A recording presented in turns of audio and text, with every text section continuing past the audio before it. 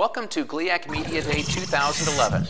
I'm JJ Bain with a preview of the Hillsdale Chargers. I'm joined by Hillsdale coach Keith Otterbein. Keith, thanks for joining us. Great to be here, JJ.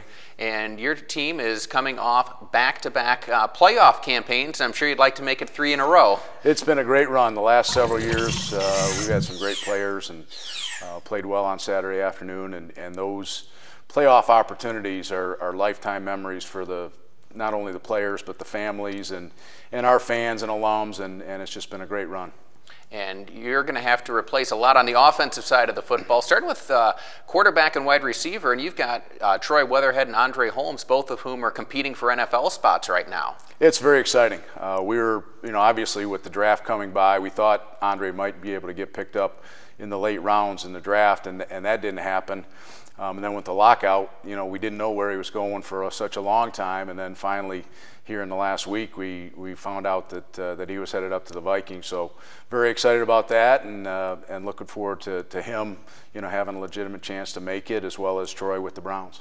And obviously that means you've got some holes to fill. We really do. The experience that we had under those guys, especially with Troy being a 3-year starter, running the offense, and a lot of our offense being determined on the line of scrimmage, certainly made it important for him. So big shoes to fill. If we think back, though, not too long ago, we graduated another league MVP in Mark Nicolay, and it was like, oh my gosh, who's going to be the next quarterback at Hillsdale? And somebody stepped up and did a great job and broke all of Mark's record, and Troy just did a tremendous job. So we've got 2 capable guys that are battling it out right now, and we'll see where they go. And whoever has the ball under center has a great luxury, great security blanket back there, because he's going to get to hand off to Joe Glendenning. Joe is going to touch the ball quite a bit. He set a school record last year for a number of carries, and we're going to rely heavily on him as well this year to keep us in good balance. We obviously still have to throw the ball effectively to be good in this conference, but to have the luxury to be able to hand it to Joe is certainly put some easy nights in the rest over the summer for me. Sure.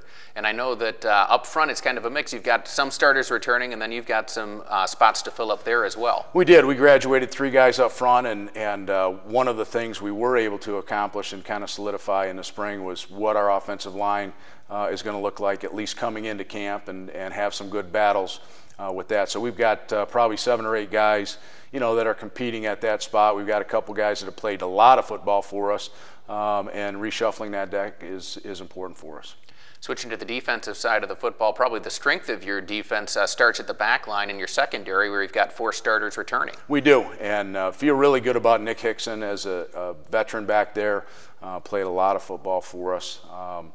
And he's one of the better corners we feel in the league, and can match up to the wide receivers that we play week in and week out.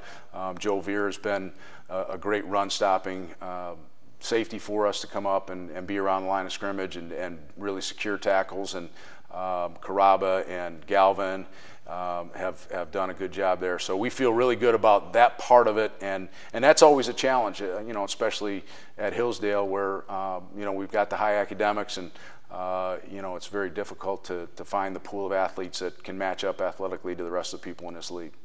What are you looking at in terms of what you have on the defensive side of the football up front and at linebacker? Well, we've got some guys that have played a little bit, but not been the sole starter. So there's a lot of bodies there, and we'll be playing a lot of young guys to see who's the people that step up and continue to make plays. I think probably at the linebacker core, Devin Moynihan is really stepped up and did a nice job for us last year.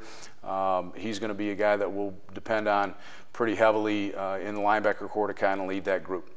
And then finally, give us some thoughts about what we could expect from the Chargers on special teams. Well, the special teams, we've got a couple guys that have played. Colin McGreevy was our kicker last year, hoping that his improvement can continue.